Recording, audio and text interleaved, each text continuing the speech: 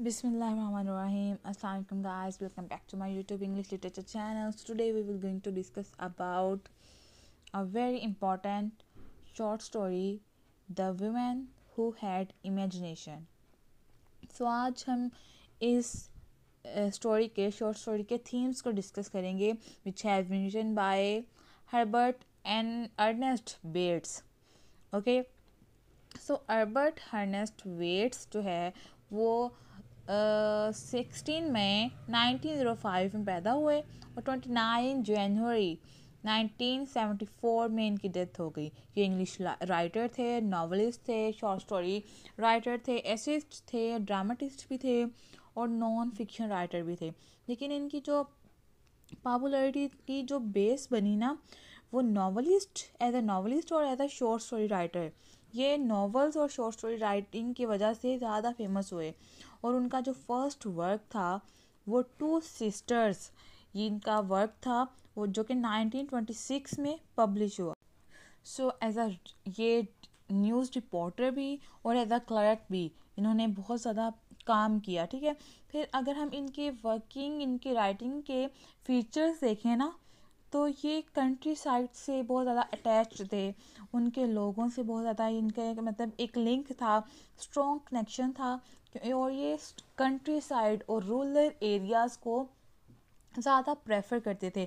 ये नेचर बहुत ज़्यादा यूज़ करते थे, इमेजरी का बहुत ज़्यादा यूज़ करते थे। इवन कि इसके वर्क्स को कहा जाता है कि इसका वर्क जो है वो ब्लेंड है of colours, sound and smell का, क्योंकि ये मतलब एक टाइप के पेंटिंग वर्ड्स यूज़ करता था कि जब ये बोलता था तो रीडर और जो लिसनर्स होते थे उनके माइंड में एक इमेज क्रिएट हो जाती थी। सो इसकी जो स्टाइल है उसमें इमेजरी यूज़ करता है और नेचर को यूज़ करता है। सो आज हम जिस नावल के बारे में बात करने जा रहे हैं वो एक कलेक्शन थी शॉर्ट स्टोरीज़ की, the women who had imagination and other stories. उनमें उन कलेक्शंस में से एक स्टोरी थी the women who had imagination, और ये कब पब्लिश हुआ? 1934 में बाय H.E. बेट्स। अब इसकी राइटिंग स्टाइल में एज वेल एज इसकी शॉर्ट स्टोरी है, इसके इस वर्क में बहुत ज़्यादा थीम्स पाए जाते हैं। जनरेशन गैप का थीम, म्यूज़िक का थीम, यूथ का थीम, अनफुलफिल्ड डिज़ायर्स का थीम, फिर इनसिक्योरिटी का थीम, रिच वर्सेस पुअर का थीम पाया जाता है, आइसोलेशन और साइकोलॉजिकल प्रॉब्लम जो है इट्स शॉर्ट स्टोरी में हम डिस्कस करने वाले हैं। ये सारे थीम्स इसमें डिस्कस करेंगे। सो फर्स्ट ऑफ ऑल हमारे पास जो थीम है वो है साइकोलॉजिकल कॉन्फ्लिक्ट।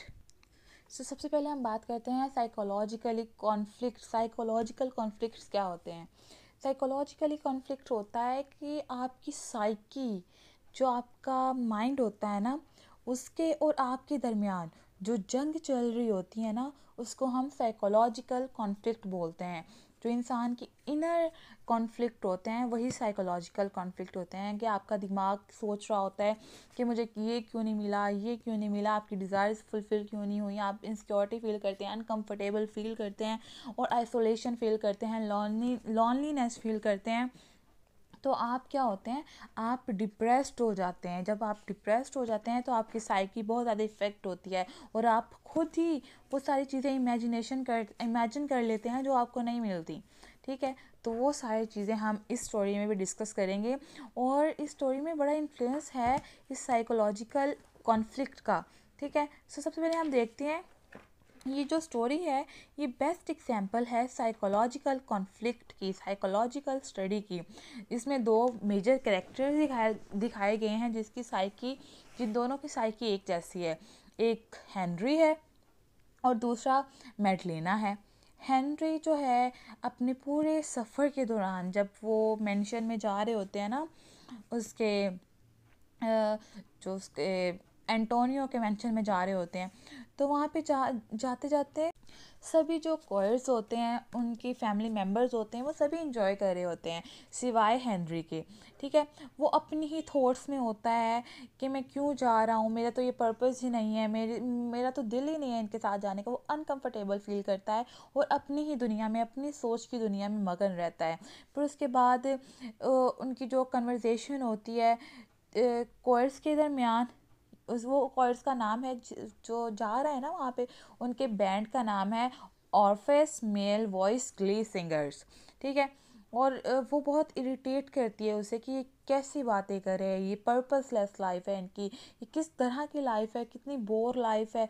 उस एक्चुअली वो कैरेक्टर जो है ना हेनरी, वो बहुत ज़्यादा आइसोलेट रह चुका है, वो बहुत ज़्यादा अलग रह चुका है, अपनी उसकी ख्वाहिशात मर चुकी हैं।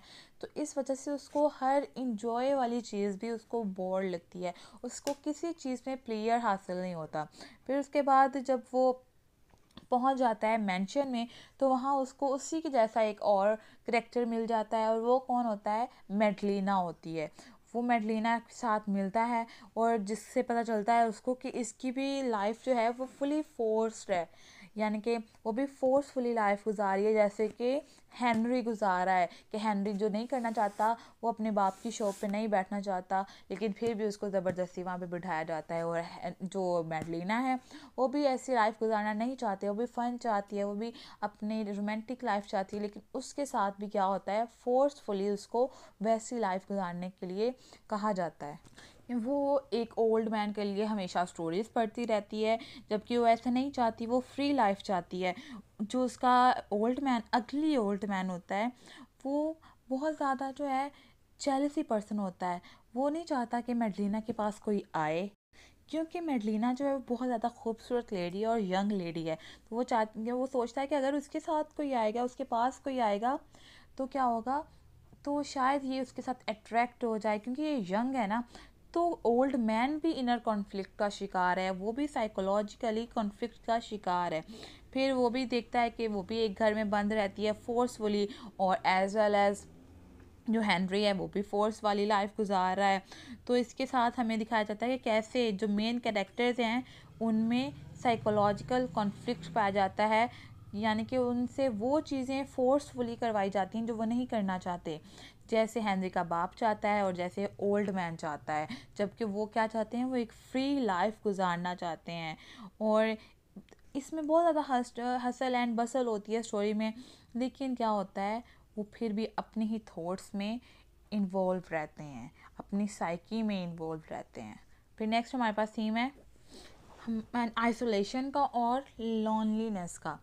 फिर यहाँ पे आइसोलेशन, यानी कि अगर वो साइकोलॉजिकल इफ़ेक्टेड रहेंगे, साइकोलॉजिकली डिप्रेस्ड रहेंगे, तो ऑब्वियसली वो एक दूसरे से आइसोलेट रहेंगे, अलग रहेंगे और तन्हाई फील करेंगे।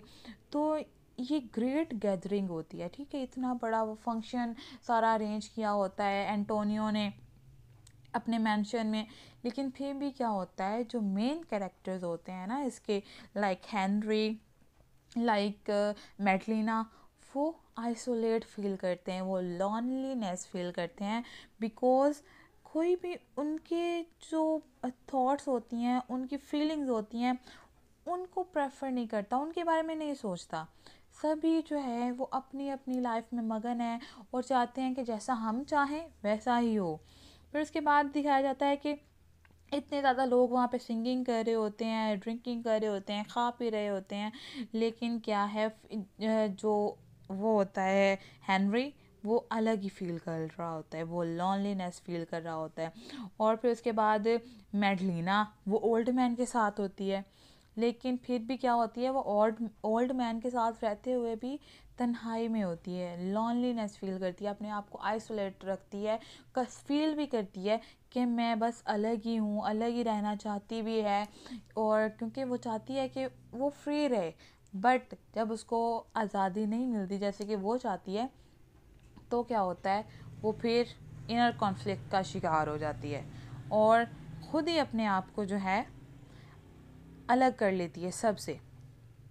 इसी तरह दो मेन कैरेक्टर्स हेनरी और मेडलिना लॉनलीनेस का शिकार होते हैं, जो कि एक मिस्ट्री होती है और उनको कोई भी नहीं सुलझाना चाहता और ना ही कोई सुलझा सकता है। और इस तरह हमें लॉनलीनेस जो है एक ओल्ड मैन की भी दिखाई जाती है। ओल्ड मैन भी जो होता है वो भी हमेशा तन्हा ही रहता है, यानी कि फेस्टिवल हो रहा है वहाँ पे, ठीक है, लेकिन वो अपनी बीवी को छोड़ के नहीं जा रहा। क्यों? क्योंकि वो भी कॉन्फ्लिक्ट का शिकार होता है कि अगर मैं इसको तनहा छोड़ दूंगा, इसके पास कोई आ जाएगा, ये एक यंग है, उसके साथ अट्रैक्ट ना हो जाए।